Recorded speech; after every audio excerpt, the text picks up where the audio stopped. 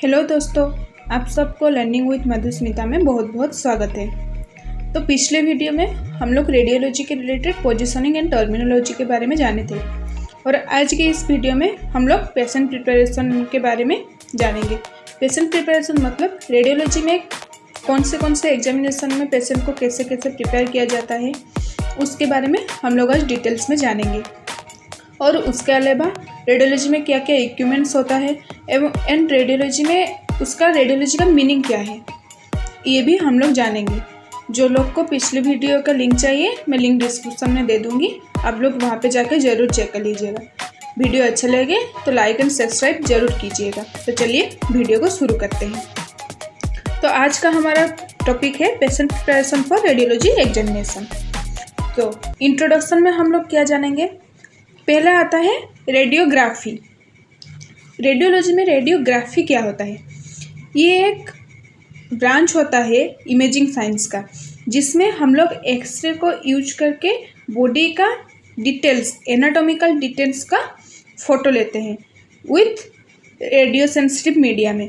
मतलब कि हम लोग रेडियो सेंसिटिव मीडिया में एक्सरे को यूज करके बॉडी का एनाटॉमिकल पिक्चर लेने को रेडियोग्राफी बोलते हैं। तो अब आता है रेडियोग्राफर। रेडियोग्राफ क्या होता है?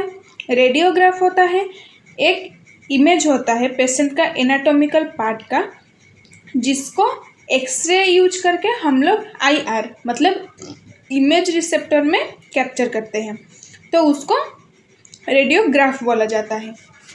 तो चलते हैं देखते हैं equipments and accessories. Equipment radiology में क्या क्या यूज होता है? रेडियोलॉजी मतलब रेडिएशन, रेडिएशन मतलब एक्सरे तो होगा ही। एक्सरे क्योंकि फास्ट जनरेट हुआ था एक्सरे, तो रेडियोलॉजी के किसी भी एग्जामिनेशन में जाओ वहाँ पे एक्सरे तो होता ही है। हाँ, कहीं पे हाई एमए का होता है, कहीं पे लो एमए का होता है, पर एक्सरे तो होता ही है। तो पहला आता है एक्सरे यूनिट, जो कि फाइन फोकस लाइन में होता है। और एक्सरे होता है तो एक्सरे हम कैसे करेंगे? एक टेबल चाहिए पेशेंट को सुलाने के लिए, स्टूल चाहिए बिठाने के लिए, ये सब कुछ चाहिए। तो इसमें आता है floating table, revolving stool, vertical बॉकी। और एक्सरे में और क्या क्या चाहिए? पहला आता है लो एमए मशीन। लो एमए मशीन क्यों यूज करते हैं? पेशेंट को कम डोज का रेडिएशन लगे, क्योंकि रेडिएशन हमारे बॉडी के लिए बहुत हार्मफुल है। तो हमें बॉडी का एनाटॉमिकल एग्जामिनेशन चाहिए, इसीलिए हम लोग कम मात्रा में रेडिएशन यूज करेंगे। पर पेडियाट्रिक पेशेंट मतलब छोटे छोटे बच्चे के केसेस में वहाँ पे हाई एमए मशीन यूज करते हैं, क्योंकि लो एमए मशीन यूज करने से रेडिएशन जो होता है उसका एक्सपोजर टाइम ज़्यादा होता है। अगर हम लोग हाई एमए मशीन यूज करेंगे तो उसका एक्सपोजर टाइम शॉर्ट होगा। तो इसलिए पेडियाट्रिक के केस में हाई एमए मशीन यूज करते हैं। ग्रीड क्यों यूज करते हैं? ग्रीड यूज करते हैं जब पेशेंट थोड़ा मोटा हो, उसी के केस में इमेज की क्लियरेंस के लिए ग्रीड यूज करते हैं। देन लीड क्यों यूज होता है? अगर कोई पेशेंट हिल रहा है, उसको पकड़ने के लिए कोई एक आदमी चाहिए, उसके पास रहेगा, उसको पकड़ेगा। अगर वो आदमी उसको पकड़ के रखेगा, जिसका एग्जामिनेशन हो रहा है उसको तो रेडिएशन लगेगा ही, पर जिसका एग्जामिनेशन नहीं हो रहा है उसको भी बेकार का रेडिएशन लगेगा। ये लीड क्या करता है? इसको एक लीड एफ्रॉन आता है, जिसको हम लोग बॉडी पे पहनने के बाद हम लोग को रेडिएशन उतना मात्रा में नहीं लगता है, बहुत कम रेडिएशन लगता है। और लीड इसलिए भी यूज होता है, जिस रूम पे हम लोग एक्सरे कर रहे हैं उसी का जो एक्सरे होता है वो बाहर ना आए, इसलिए लीड का वॉल या फिर लीड का ग्लासेस वगैरह भी वहाँ पे लगाते हैं। देन रेडिएशन प्रोटेक्शन अपैरल्स, ये भी यूज होता है। तो पहले हम लोग जानेंगे पेशेंट प्रिपरेशन फॉर एक्सरे। तो एक्सरे में दो टाइप का केसेस होता है। जनरली नॉर्मली जैसे होता है हैंड का एक्सरे हो, चेस्ट का हो, लेग, स्पाइन, जिसका भी एक्सरे हो वो नॉर्मल होता है। और कुछ प्रोसीजर केसेस होता है जिसमें कॉन्ट्रास्ट यूज करके हम लोग एक्सरे करते हैं। तो इन दोनों के केसेस में कैसे पेशेंट को प्रिपेयर किया जाता है। तो पहले जानेंगे नॉर्मल एक्सरे केसेस में पेशेंट को कैसे प्रिपेयर किया जाता है। तो नॉर्मल केस के लिए पेशेंट को कुछ भी फिजिकल प्रिपरेशन की ज़रूरत नहीं होता है। देन दूसरा होता है ये पिक्चर में हम लोग के क्या दिख रहे हैं, परफ्यूम। तो परफ्यूम में जो लोग का एक्सरे होगा वो लोग लोशन, क्रीम या फिर परफ्यूम को अवॉइड करेंगे लगाने उसी दिन, क्योंकि ये लगाने से शायद कुछ आर्टिफैक्ट वगैरह आ सकता है। तो उसी दिन परफ्यूम, लोशन या फिर क्रीम वगैरह लगाना मना है। देन फूड या फिर लिक्विड के लिए इसमें कुछ भी रेस्ट्रिक्शन नहीं है। आप लोग नॉर्मली जैसे खाना खा रहे हो वैसे खाना खा सकते हैं और उसी टाइम एक्सरे भी हो सकता है। कुछ भी फूड के रिलेटेड कुछ भी प्रिपरेशन करने की ज़रूरत नहीं है। देन आता है नॉट फूड और ड्रिंक। मैंने तो अभी बताया कि फूड के लिए कुछ भी मना नहीं है, तो अभी क्यों है नो फूड और ड्रिंक? क्योंकि जब हम लोग जीआई ट्रैक्ट का कुछ एग्जामिनेशन करते हैं उसी टाइम में हम लोग अगर खाना खा लेंगे तो हम लोग का जो जीआई ट्रैक्ट होता है वो अच्छे से विजिबल नहीं हो पाएगा। तो इसीलिए उसी दिन उस जगह जीआई ट्रैक्ट का कुछ एग्जामिनेशन है तो खाना और पीना को थोड़ा सा कंट्रोल में रखना चाहिए। वो डॉक्टर आपको पहले से बताएंगे आपको कितना देर तक खाना नहीं खाना है या फिर कितना देर तक पानी नहीं पीना है। देन आता है पेशेंट का रोल क्या आता है।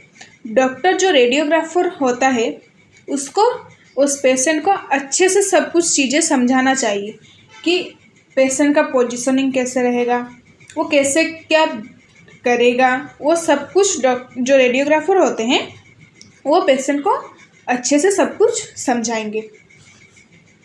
फिर आता है मेटल्स।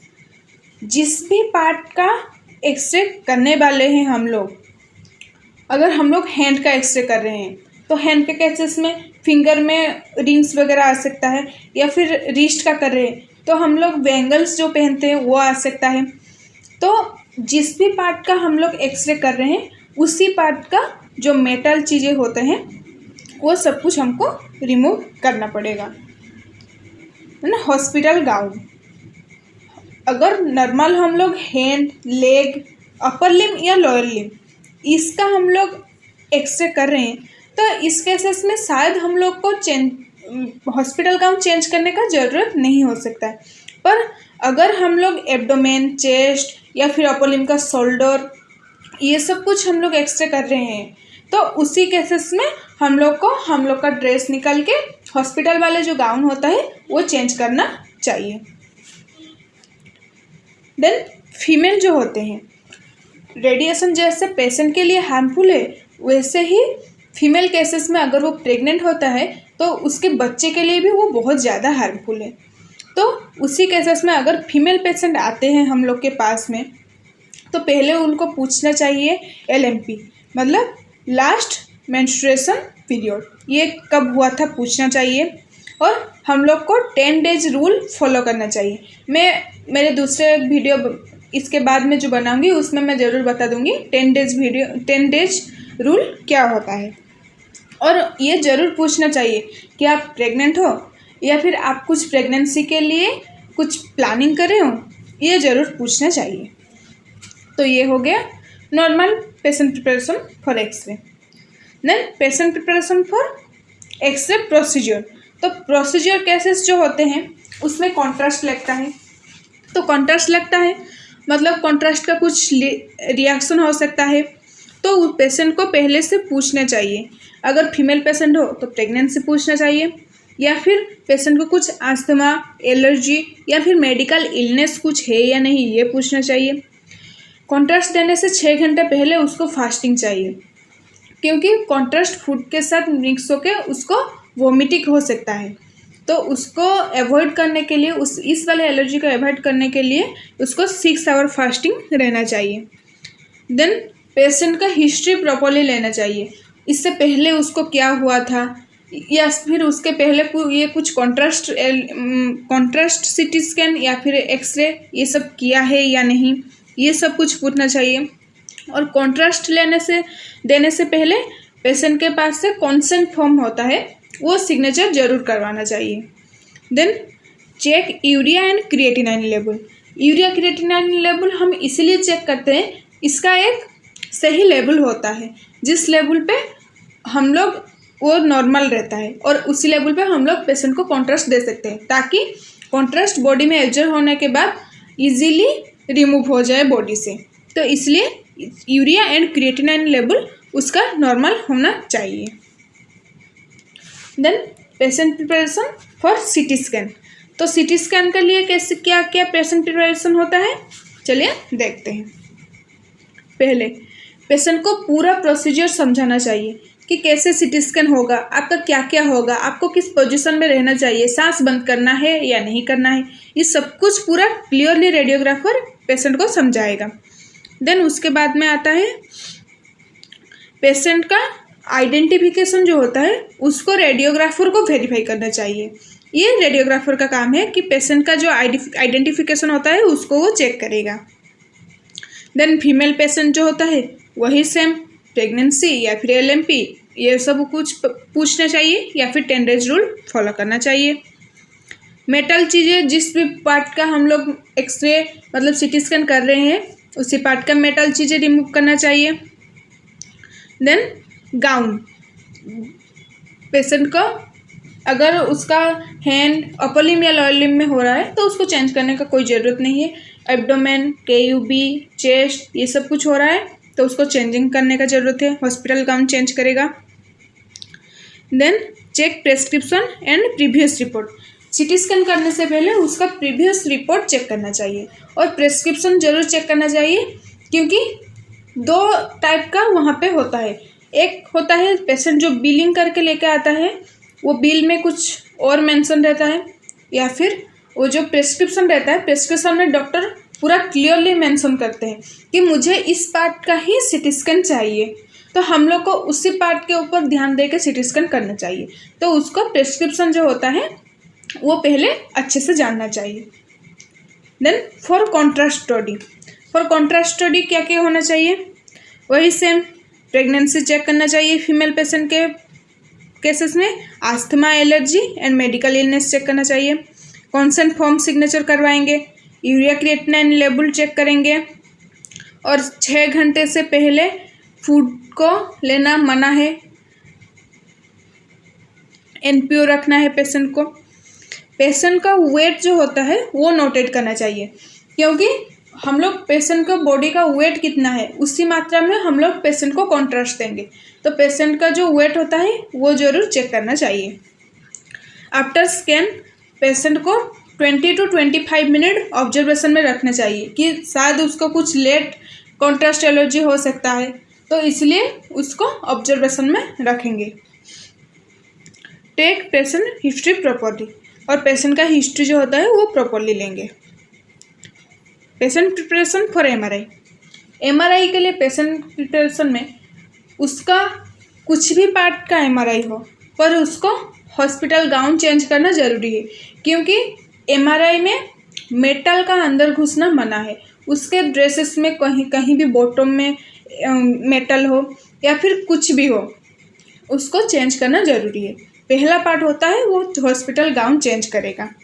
दूसरा होता है उसके बॉडी में किसी भी पार्ट में कुछ भी मेटल हो वो सब कुछ रिमूव करना चाहिए क्योंकि अगर वो सब कुछ रिमूव नहीं करेगा तो MRI में मैग्नेट रहता है, तो मैग्नेट उस मेटल को खींच सकता है। पेशेंट को हिस्ट्री पूछेंगे प्रॉपर्ली, उसका बॉडी में कुछ मेटालिक इम्प्लांट हुआ है या नहीं, या फिर हार्ट में कुछ स्टेंट लगाए हैं या नहीं, पेसमेकर है या नहीं, ये सब कुछ पूछना चाहिए। उसको कुछ क्लोस्ट्रोफोबिक है या नहीं, क्योंकि MRI के अंदर ज़्यादातर डार्क रहता है क्योंकि MRI बहुत गोल टाइप का है और बहुत बड़ा वाला होता है, CT स्कैन के जैसे छोटा मशीन नहीं होता है, तो शायद पेशेंट को क्लोस्ट्रोफोबिया रह सकता है, तो उसके बारे में उसको पूछना चाहिए। अगर क्लोस्ट्रोफोबिया है तो डॉक्टर से संबंध करके उसको कुछ क्लोस्ट्रोफोबिया एंटी एंजाइटी मेडिकेशन ये सब कुछ लेना चाहिए।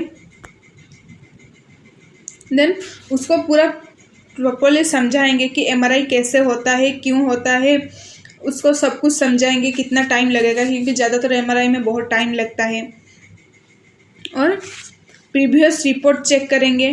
कॉन्सेंट सिग्नेचर एमआरआई से पहले कोई भी केस हो, कॉन्ट्रास्ट केस हो या फिर एमआरआई सिंपल नॉर्मल ब्रेन तक भी हो, कॉन्सेंट फॉर्म उसका जरूरी है।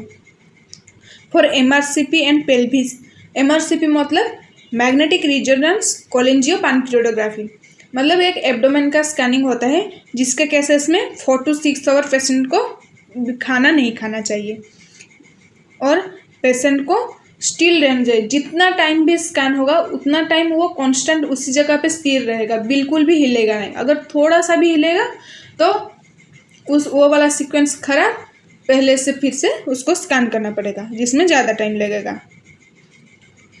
और ईयर प्लग्स देंगे या फिर ईयर में कॉटन देंगे, क्योंकि मशीन एमआरआई में मशीन बहुत ज़ोर से साउंड होता है, उस साउंड को थोड़ा सा कम करने के लिए उसको ईयर प्लग्स या फिर ईयर पैड्स देंगे। थैंक यू वीडियो को लास्ट तक देखने के लिए। तो ये रहा हमारा आज का वीडियो अगर अच्छा लगा हो तो चैनल को लाइक करना एंड सब्सक्राइब ज़रूर करना। अगर आप लोग को कुछ डाउट हो तो कमेंट में ज़रूर बताना और मुझे कमेंट करना कि नेक्स्ट में किस बारे में वीडियो बनाऊं। अगर ये वीडियो अच्छा लगा हो तो एक लाइक कर देना। मिलते हैं नेक्स्ट वीडियो में, तब तक के लिए धन्यवाद।